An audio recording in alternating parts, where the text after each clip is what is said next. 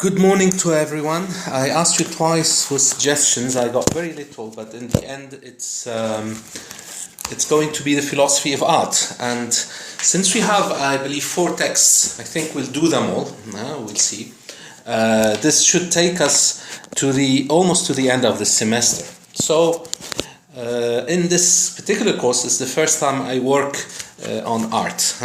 So this is nice. It's an introduction then for you to the philosophy of art. We will deal with David Hume first. Then we will deal with Kant. Of course, the most important text is Kant's. Then we'll deal with something more recent from America. We'll deal with George Dickey from the University of Chicago. Very strange way of writing, you will notice, but very big in that. And someone I really enjoyed, Arthur Danto, also an American. So let's start with the Scottish man first, David Hume. David Hume, as you know, we have spoken about Hume before, is of the empiricist school and particularly of the skeptic school. He is the big skeptic of the empiricist school of philosophy.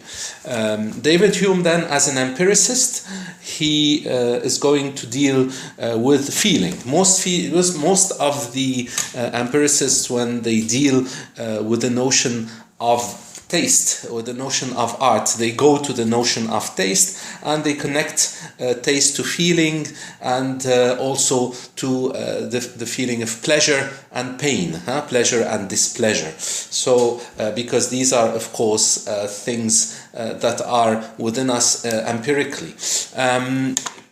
So it's a question of feeling when we have to judge art, so it's a question of taste, and Hume is asking, what is the standard of taste? It is an important question that was asked by empiricists. We find some work, very little by Locke. We find especially Shaftesbury, who deals with the feeling and introducing something a bit Platonist too. So we're not doing Shaftesbury, but I invite you amongst the English school to read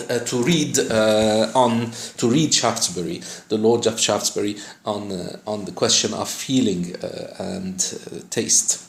We're reading here what is one of the most important writings on taste. It is an essay that David Hume wrote. Amongst the many essays that he wrote also on a lot of subjects dispersed here and there. He wrote on everything, to be honest. David Hume can be read on religion, on superstition, on the mind, philosophy of mind, of course, especially philosophy of mind, but also on our standard of taste. And this is, I think, a good way to go into the philosophy of art, because the standard of taste will be taken on differently, the question of taste, by Kant. So we'll be reading Kant's magnum opus will offer us, so magnum opus on art, which is his critique of judgment, will offer us the analytic of the beautiful. The judgment of taste will be then considered differently in Kant. So Kant will be responding to a whole generation talking about taste that started in England and of course Scotland with David Hume. So in this text that you have, which is from page 197 to your reader, it should be to page, let me see with you, 206. 207, sorry. I will pick and choose what is important and develop it with you.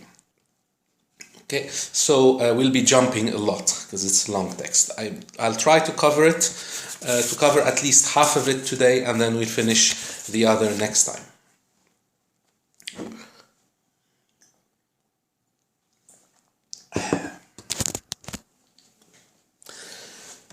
As always, when we start, we read the beginning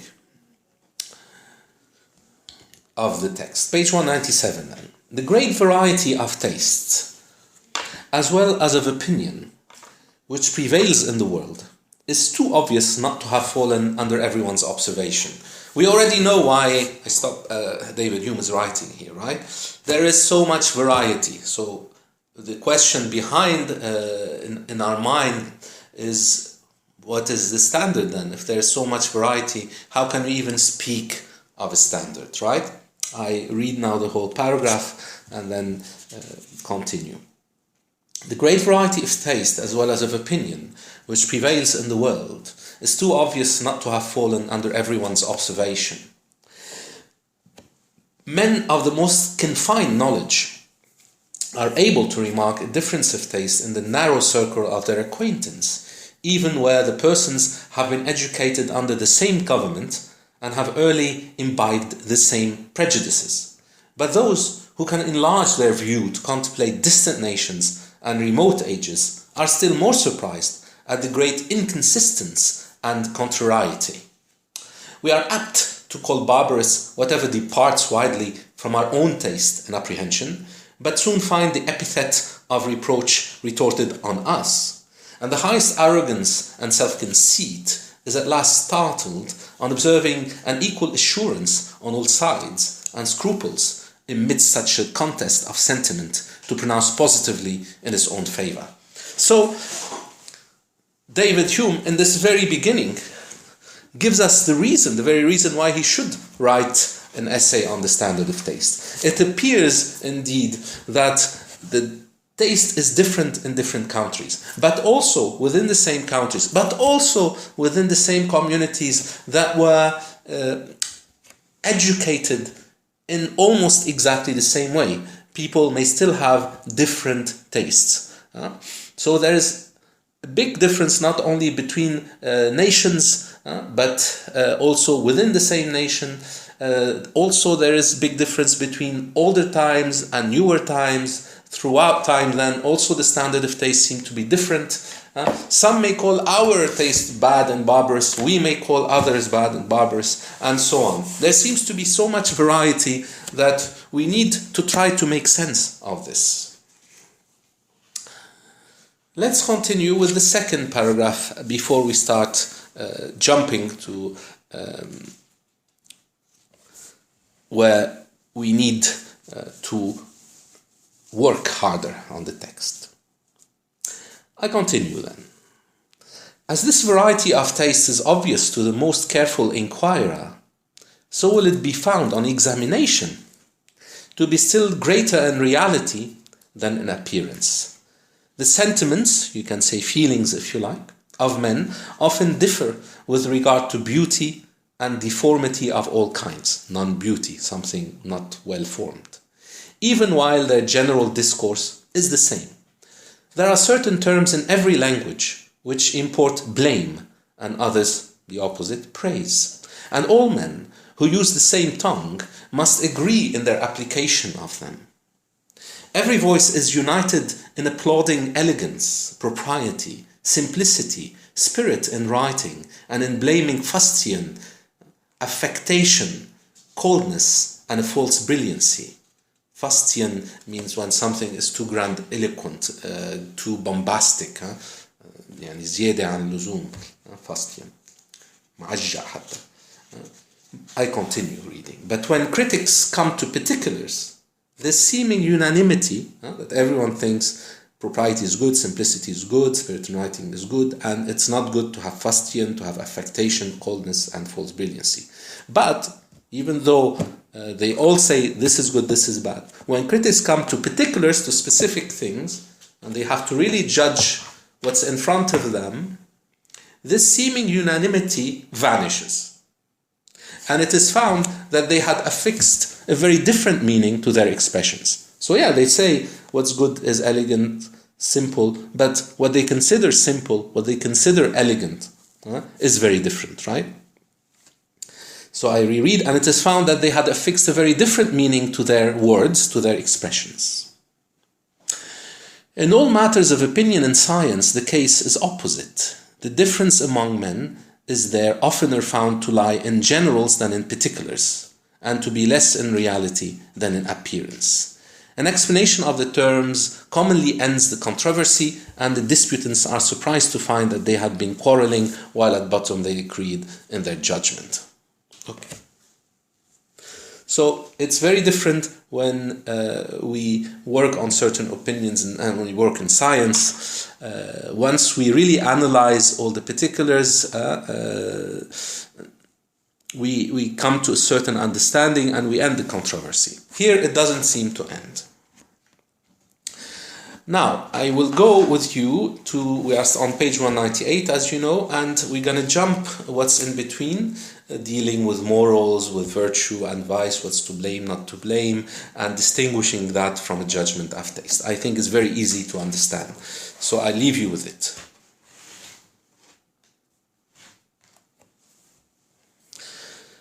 Let's go to the paragraph before the last on page 198. So because of all these differences and so on, he says, paragraph before the last, it is natural for us to seek a standard of taste. We want to find some agreement. Otherwise, if there is no standard, if there is nothing, then can we really even speak of any kind of taste as such? If taste is so different for each person, then is there such a thing as a standard of taste? So it is natural for us to seek a standard of taste.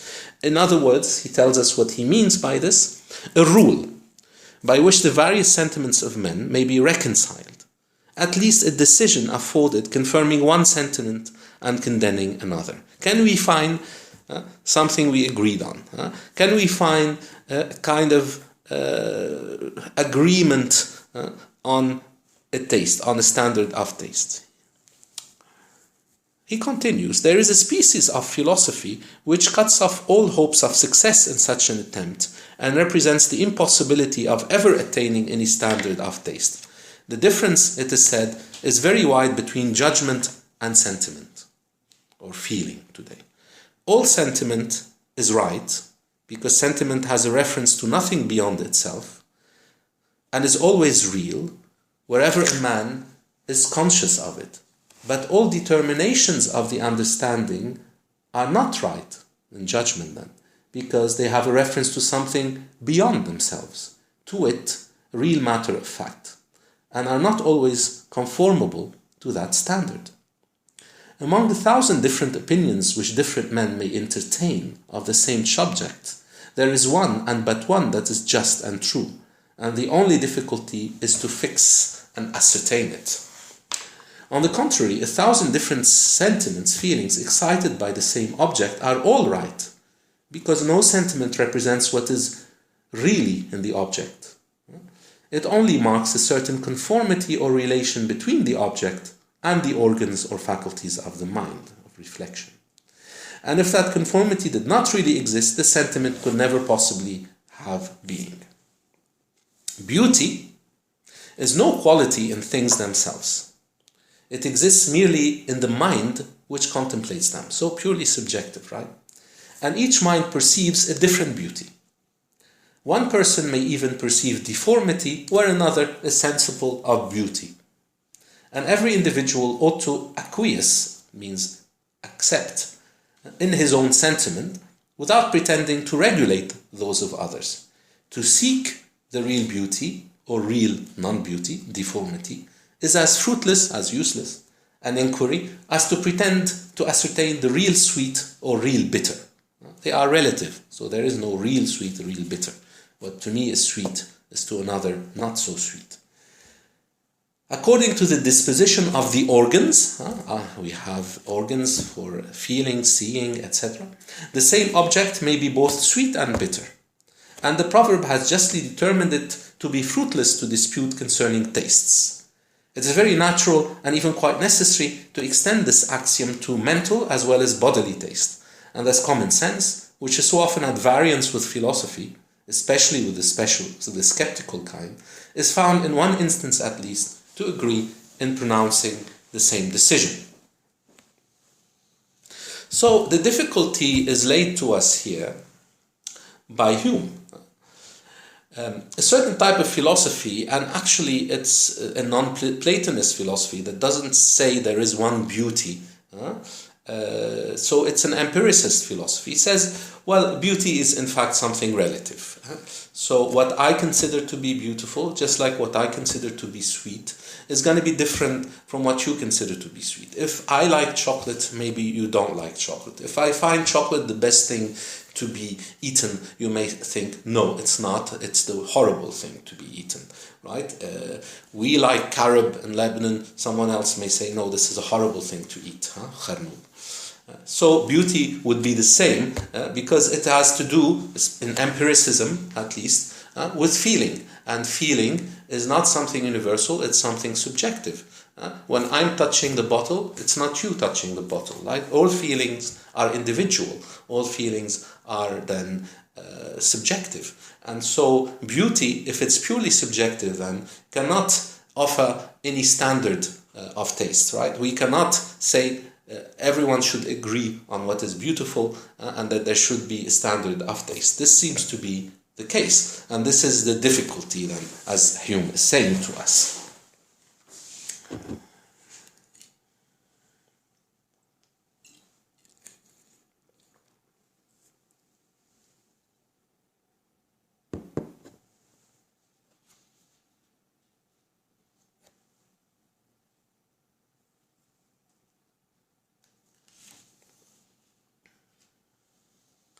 Let's continue. But though this axiom, I reread the axiom, it is very natural, even quite necessary, to extend this axiom to mental as well as bodily taste, and thus common sense, which is often at variance with philosophy, especially a skeptical philosophy, agrees with it. What is this axiom? According to the disposition of the organs, the same object may be both sweet and bitter, and the proverb has justly determined it to be fruitless to dispute concerning taste. So the axiom is, in fact, it is fruitless to dispute concerning taste. But he says, though this axiom, by passing into a proverb, seems to have attained the sanction of common sense, there is certainly a species of common sense which opposes it, which opposes saying that it's all relative, there is no need to dispute it because everyone will have a different taste, right? Chacun son goût in French, right? We cannot dispute concerning taste, right? Hume says there is certainly a species still of common sense which opposes it, at least serves to modify and restrain it. Whoever would assert an equality of genius and elegance between Ogilvy and Milton or Bunyan and Addison, or the writers, would be thought to defend no less an extravagance than if he had maintained a molehill to be as high as Tenerife, the high rock of Tenerife, or a pond as extensive as the ocean. Though there may be found persons who give the preference to the former authors, Ogilvy and Milton, Bunyan, Addison, after, who give the preference to the former authors, no one pays attention to such taste, and we pronounce without scruple the sentiment of these pretended critics to be absurd and ridiculous, right? We cannot say Ogilvy is as good as Milton or Bunyan as good as Addison. The principle of the natural equality of taste is then totally forgot. And while we admit it on some occasions where the objects seem near an equality, it appears an extravagant paradox, or rather a palpable absurdity, where objects so disproportioned are compared together. So he's saying, all right, that axiom tells us we cannot dispute the taste. To each one his taste. À chacun son goût. So we cannot dispute. He says, yes, but when we think further, even common sense, so not developed philosophy, even common sense, even though it agrees with this axiom, when it is faced with something like Milton, who wrote, by the way, Paradise Lost and Paradise Regained, the great, great, great, great poet, who's also Scottish, is compared to a kind of minor poet like Ogilvy, okay? And the same with Addison and Bunyan. Anyone will agree that Milton is better than Ogilvy. Okay? So there is then a kind of standard of taste that we're seeing up here. There is something we agree on. We all will say, anyone who knows, of course, not that you know, Ogilvy and Milton will agree that Milton is better. Okay? For us, you would agree that Al-Mutanabbi, okay, the great poet al-Mutanabbi, or someone like Mahmoud Darwish, or someone like Nizar Qabbani, the Syrian great poet, is better than the one who's writing the songs of Haifa Wahbi. I mean, everyone will agree on that. Okay, this is what Hume is telling us here. It appears that, of course, to everyone his taste, but at the same time, we do agree on certain things. So we are seeing a little light at the end of the tunnel, une lueur at the end of the tunnel, of a kind of standard of taste that we are working under, maybe not consciously. Okay. I continue. It is evident that none of the rules of composition are fixed by reasonings a priori. Of course, David Hume is an empiricist. He doesn't think that it is reason that fixes things. It's not a priori. It's experience that's going to fix things. It's a posteriori, right? So it is evident that none of the rules of composition are fixed by reasonings a priori, or can be esteemed abstract conclusions of the understanding from comparing those habitudes and relations of ideas which are eternal, immutable. Nothing like this in empiricism.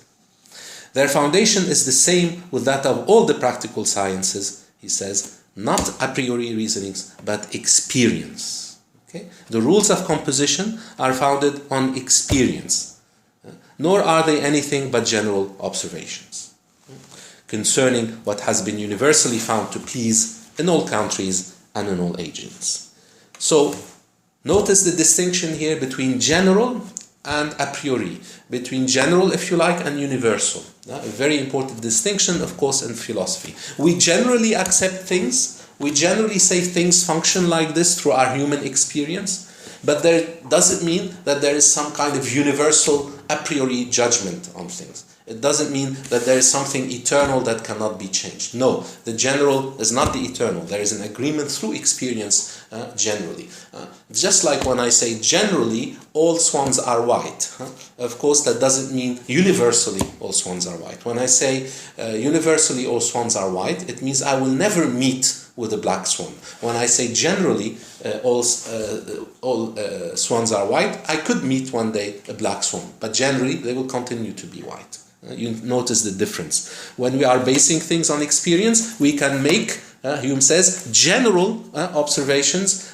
We can make general rules concerning art, even though we cannot have universal rules concerning art. Okay? I continue the reading. Many of the beauties of poetry and even of eloquence are founded on falsehood and fiction, on hyperboles, metaphors, and an abuse of perversion of terms from their natural meaning.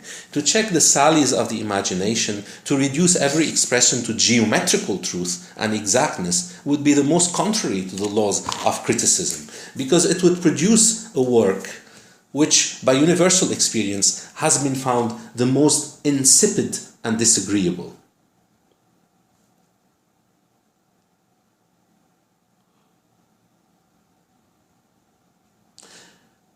But, though poetry can never submit to exact truth, it must be confined by rules of art, discovered to the author either by genius or observation. Okay? We can stop here in this paragraph. So he's saying, of course, there is no universal truth, and particularly no universal truth concerning art, and no universal truth then concerning what I judge to be art, so what I judge to be good, aesthetically or not, what I judge to be beautiful or not. There isn't something universal about that. There isn't no truth about that that is always a priori true, but there are, through observation or genius, certain rules, if not truth, if not exact truth of science, certain rules of the art that are followed or not followed. Okay. I jump to page 200 with you, and we continue.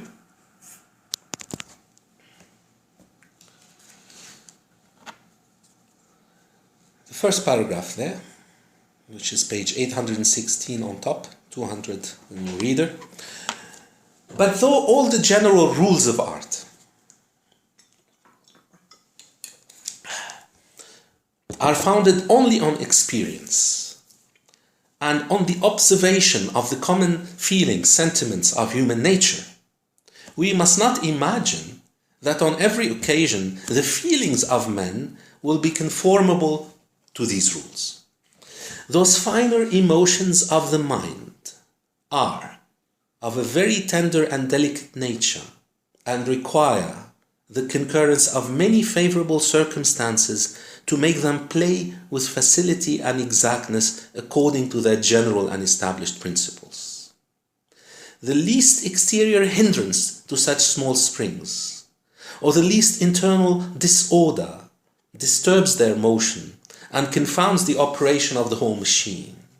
When we would make an experiment of this nature and would try the force of any beauty or deformity, we must choose with care a proper time and place, and bring the fancy to a suitable situation and disposition, a perfect serenity of mind, a recollection of thought, a due attention to the object. If any of these circumstances be wanting, our experiment will be fallacious, and we shall be unable to judge of the Catholic and universal beauty. The relation which nature has placed between the form and the sentiment, nature has placed between the form and the sentiment, will at least be more obscure, and it will require greater accuracy to trace and discern it. We shall be able to ascertain its influence not so much from the operation of each particular beauty, as from the durable admiration which attends those works that have survived all the caprices of mode and fashion, all the mistakes of ignorance and envy. Here, of course, in this paragraph, which I want you to really retain, we have Hume thinking at his best. And we have to think with him. So, we have determined, we go to the beginning now, again, of the paragraph and try to understand and comment, analyze his sayings. There is no universal, there is no exact truth to be applied a priori to art. So, if it's not a priori, the only other option is a posteriori, which means experience. Okay? So all the rules, the general rules, again, never use universal instead of general. So all the general rules of art, they are founded on experience. This is all we have. The only truth we have is experience, actually. Not universal then, but particular, individual, singular, on experience. And on the observation of common sentiments of human nature. By observing, not by reasoning a priori, but by observing how human nature, what is common, what sentiments are common to us, not universal judgments. Okay? So he says, of course there are general rules of art, and they are established on experience, on the observation of our sentiments. However, we must not imagine that every time the feelings we have are in conformity with these rules. We might feel that something is beautiful, and yet these feelings are not in conformity with the rules, with the general rules established for what is a standard of taste, what is the beautiful. Okay? So we might feel something is beautiful, and yet our feelings are not in accordance with the standard, are not in accordance with the rules of art that are founded on experience and observation of human nature. Okay? Notice how he describes them, the feelings of men conform, etc. Those finer emotions of the mind, the emotions that come into play when we are going to see a work of art and to pronounce what we think is beautiful or not. Those finer emotions of the mind are of a very tender. So these things that we use, these feelings that we have in our mind, notice they are emotions of the mind. Be careful. It is how the mind feels. The inner sense, if you like. These finer emotions of the mind are of a very tender and delicate nature. They are so fine. They're not something, if you like, gross. It's not something like, I don't know, like when I say something's big, something's small, I don't like something, I like something. I'm not being here either delicate or tender. So when I'm trying to judge a work of art, how I feel toward it, what I feel toward it, and how, the finer emotions of the mind when involved in such judgments are very tender and delicate in nature. And they require the concurrence of many favorable circumstances to make them play with facility and exactness according to their general and established principles. Okay? So these emotions that are going to come into play when I'm going to give my taste, when I'm going to feel that this is beautiful or not, it's very fine. It's something very delicate. It's something that is full of finesse, of flair, this great word used in English. You have to have a certain flair too. So they are delicate and tender, and they need with them certain circumstances in order for them to work well. The situation is important. The circumstances are important. The circumstances should be favorable, should allow for them to work correctly. So that we need favorable circumstances so that there would be no hindrances, nothing to stop them. You cannot, in other words, go and judge a painting or read Milton while you are worried about somebody stealing something in your garden, or while at your house you had a big fight with your sister or brother. This is something that's going to be a hindrance. Okay? So you need circumstances to not have hindrance, to let these feelings work easily, so that they can play. Notice that the word play is very important. They play, they move around. The judgment of art has to do with play. And this is also the case we will see in part in Kant, the play of the faculties, which is something different. But there has to be this play of the finer emotions of the mind, so that they can work easily, and they can play with facility, and then only can they be correct with exactness, is the word of, then they can work with exactness, is the word of Hume.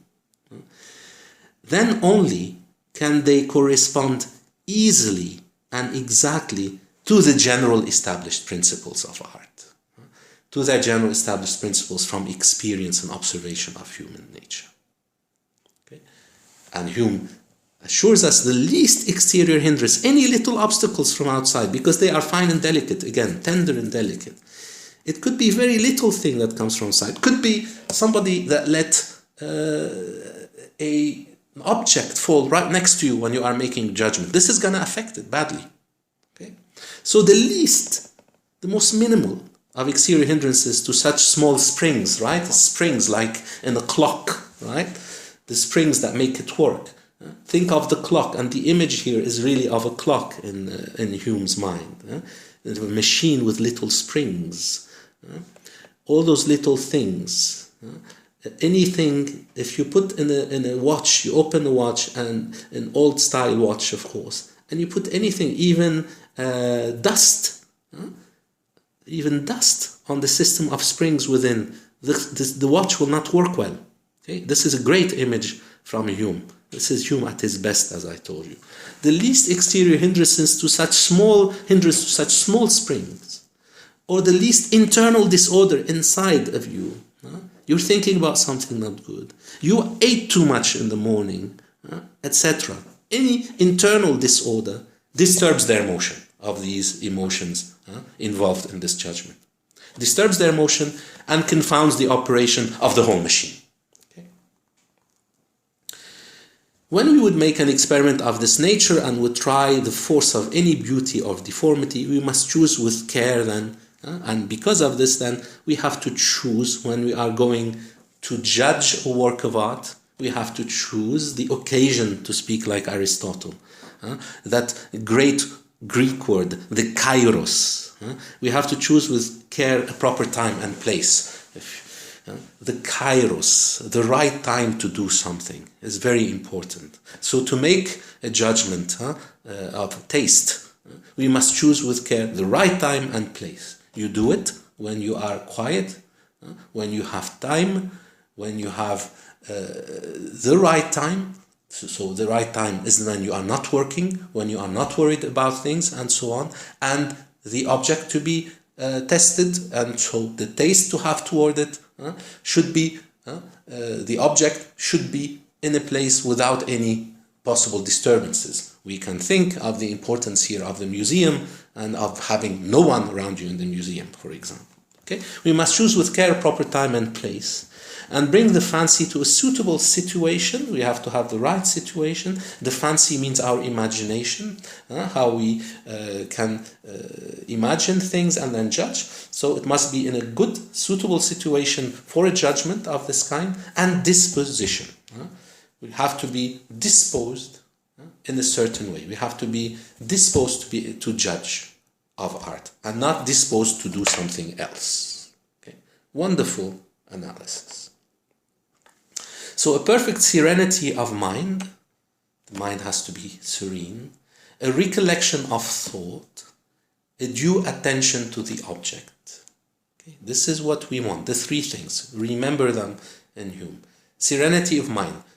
We can think here, of course, of the Epicureans, right? This is the object, the purpose, the telos of Epicurus. Is to have an untroubled mind, right? Just like a healthy body. So you have to have an untroubled mind, a serenity of mind. You have to have an ability to bring your thoughts together. This is recollection. It's not just remembering here. To recollect, it means to bring together, recollect. So you have to be able to put your thoughts together, to bring them together. So nothing should come in the way of doing that.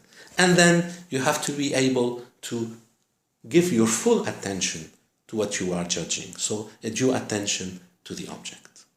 And he says, if any of these three, if any of these circumstances be wanting, our experiment will be wrong, fallacious. And we shall be unable to judge of the Catholic, means universal beauty. Catholic is the word for the accepted universal, of the Catholic and universal beauty. The relation which nature has placed between the form that is to be judged, and the feeling toward this will at least be more obscure. And it will require greater accuracy to trace and discern it. We shall be able to ascertain its influence not so much from the operation of each particular beauty as from the durable admiration which attends those works that have survived all the caprices of modern fashion, all the mistakes of ignorance and envy. So there is a relation that nature, this very heart of our experience, nature is very important for all empiricist thinking, because we base everything on it.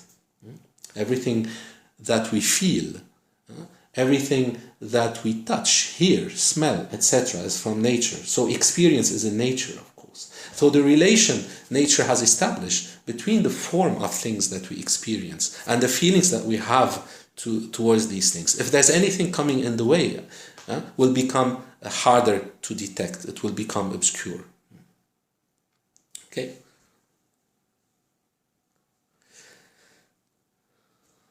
And so, for certain works that have survived, if we want to not always have to deal with so much with getting everything out, with making do without any of the things that come in the way of our serenity, of the recollection of thought, due attention to object, we shall be able to ascertain its influence, right?